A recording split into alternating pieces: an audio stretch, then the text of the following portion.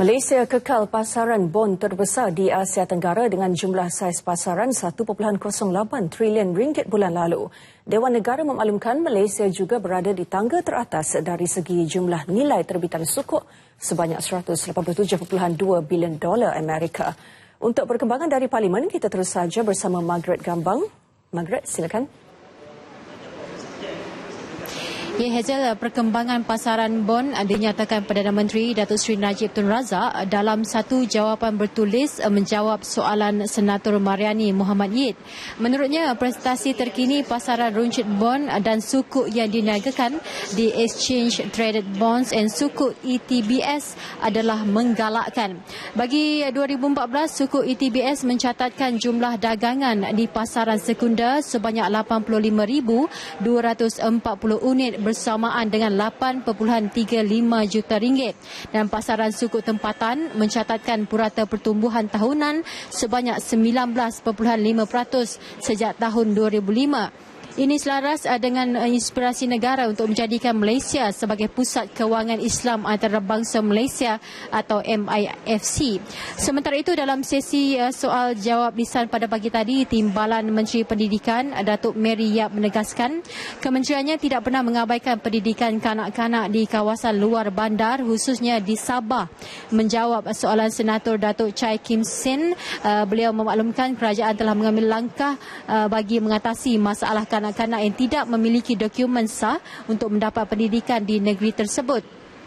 Ia secara jelas diperinci menerusi pelaksanaan Pelan Pembangunan Pendidikan Malaysia 2015-2025 iaitu PPPM gelombang 1, iaitu untuk merapatkan jurang antara sekolah luar bandar dan pendalaman.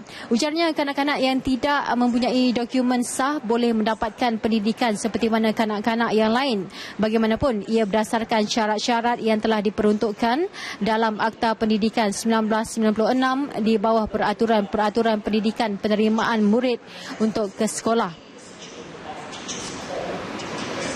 Jelaskan penerimaan kanak-kanak warga negara Malaysia yang tidak memiliki dokumen pengenalan diri masuk ke sekolah-sekolah kerajaan dan sekolah bantuan kerajaan berdasarkan kepada syarat-syarat berikut. Yang pertama, mana-mana seorang ibu bapa kanak-kanak tersebut adalah warga negara Malaysia.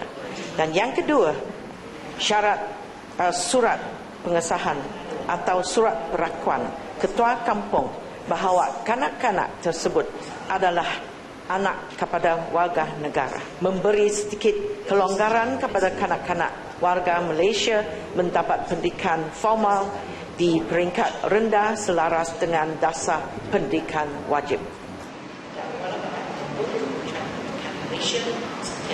Sementara itu, Dewan turut dimaklumkan daripada kajian yang dijalankan Kumpulan Wang Simpanan Pekerja KWSP, 71% maklum balas daripada orang ramai bersetuju supaya dilaksanakan syarat patuh syariah bagi skim persaraan.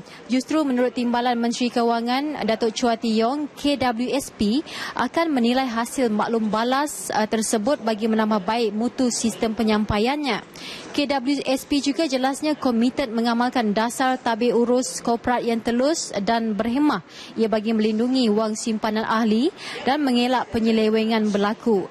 Beliau turut memaklumkan semua pelaburan melibatkan KWSP dipertanggungjawabkan kepada panel pelaburan yang dilantik oleh Kementerian Kewangan berdasarkan pengetahuan dan pengalaman luas. Sebarang kertas kerja atau cadangan melibatkan dana persaraan KWSP yang mengandungi maklumat sulit akan dilindungi polisi Chinese Wall.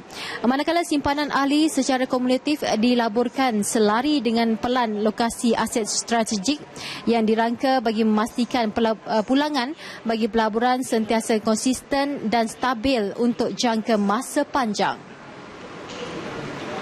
Diperlukan pada peringkat pengurusan termasuklah jawatan kuasa, pengurusan pelaburan, jawatan kuasa pengurusan risiko serta jawatan kuasa langkanan saham untuk tujuan perakuan, manakala kelulusan selanjutnya adalah di bawah bidang kuasa panel pelaburan. Bagi pelaburan yang tidak diperuntukkan di bawah Akta KWSP 1991, kelulusan bertulis daripada Menteri Kewangan adalah diperlukan. prestasi dari segi EPF atau KWSP, kita melihat semenjak tahun 2004 jumlah dividen yang telah diberikan telah kian meningkat. Pada tahun 2004 dividen yang telah diagihkan adalah sebanyak 10 bilion. Menjelang 2014 dividen yang diberi adalah sebanyak 36 bilion. Baik, untuk makluman sekarang ini Dewan Negara masih lagi bersidang di mana sedang berlangsungnya sesi penggulungan oleh Kementerian Pendidikan yang mana melibatkan timbalan menterinya iaitu Datuk Mary Yap, dan ini berikutan daripada sesi perbahasan rancangan Malaysia ke-11 pada minggu lalu, dan hari ini dan juga esok akan berlangsungnya sesi penggulungan oleh kementerian-kementerian yang terlibat. Dan seterusnya nanti tentunya kami akan bawakan kepada anda makluman tentang sesi Dewan Negara untuk hari yang kelima hari ini menerusi berita Nasional 5, Nasional 8 dan tentunya Parlimen ke-13 pada malam ini. Jadi sekian dahulu buat masa ini, kembali ke Angkasa Puri.